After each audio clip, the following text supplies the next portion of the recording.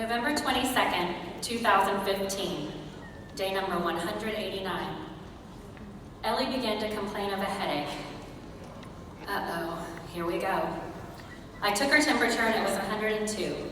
When you have leukemia, any temperature over 100.4 equals an automatic ER visit. Awesome. Well, it's Sunday. At least there won't be any traffic. At 6:15, Ellie and I arrived at Texas Children's Hospital. As we walked through the waiting room to the registration desk at the emergency center, I was stunned by the sheer volume of people. It is a rather large waiting area, and it was packed. I mean packed, standing room only. I could tell it was going to be a long night.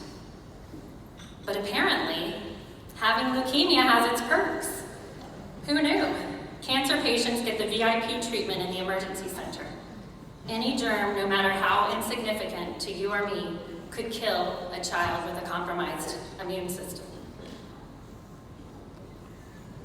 Waiting in the waiting room could easily turn into a death sentence. My daughter could die. So, no waiting for us. No waiting with all of those sick people.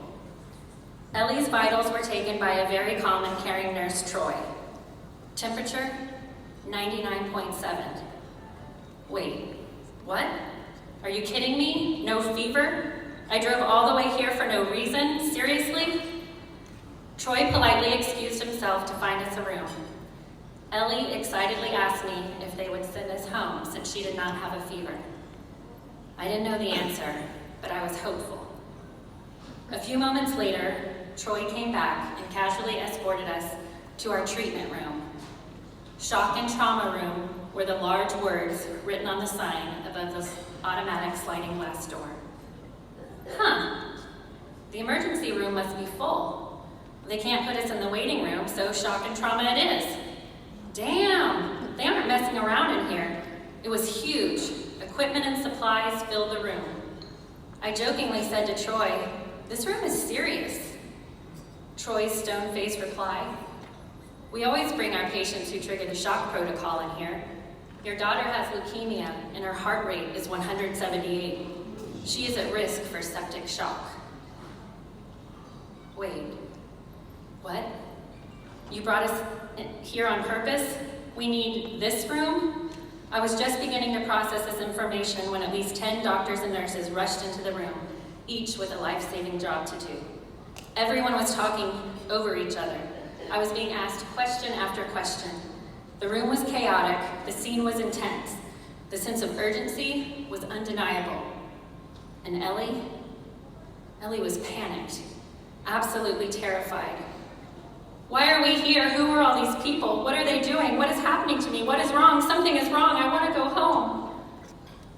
I'm glad we arrived just before a shift change. Ellie was screaming her head off, full-on screaming. Screaming as we held her down.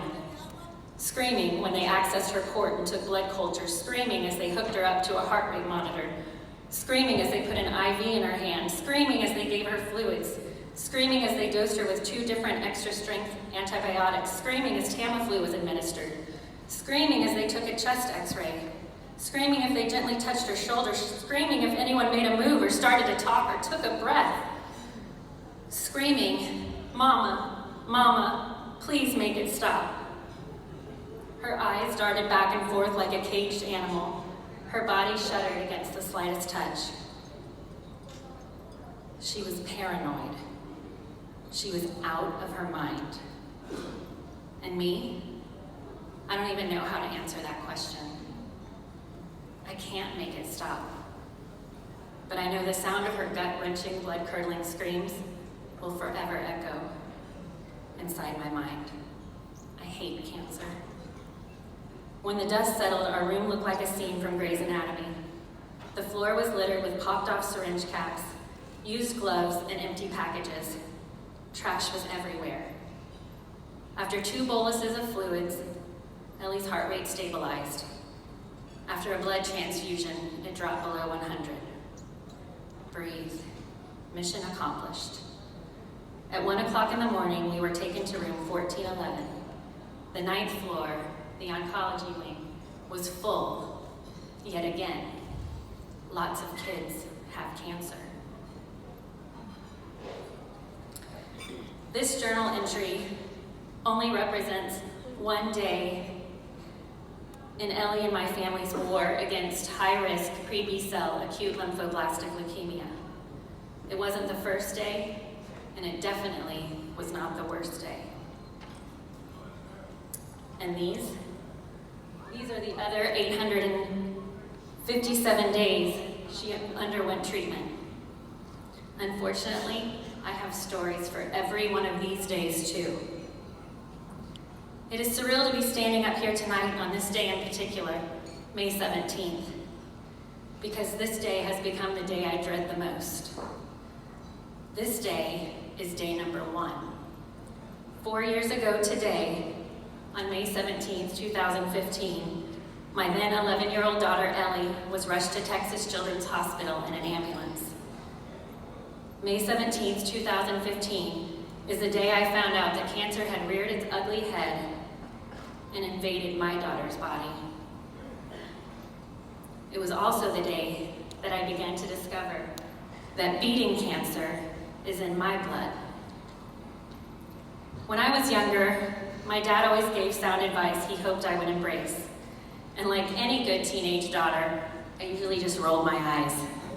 Sorry, Dad. It's funny how those words are now ingrained in the back of my mind. Carrie, the universe rewards action. Because of his words, and in honor of my daughter and her heartbreaking experience with blood cancer, I decided to take action by stepping way out of my comfort zone and chose to accept the nomination to become a candidate for the Montgomery County Man Woman of the Year campaign last year. Candidates, I have been in your shoes. I am all too familiar with the roller coaster ride you have been on the last 10 weeks. You have given your heart and soul. You have worked your tails off. Many of you, too, have stepped out of your comfort zone. And it's quite possible, at some point during the campaign, doubt may have filled your mind, and tears may have been shed. This campaign is hard and overwhelming and long, but it is worth it. My daughter's life is worth it. Everyone living with blood cancer is worth it.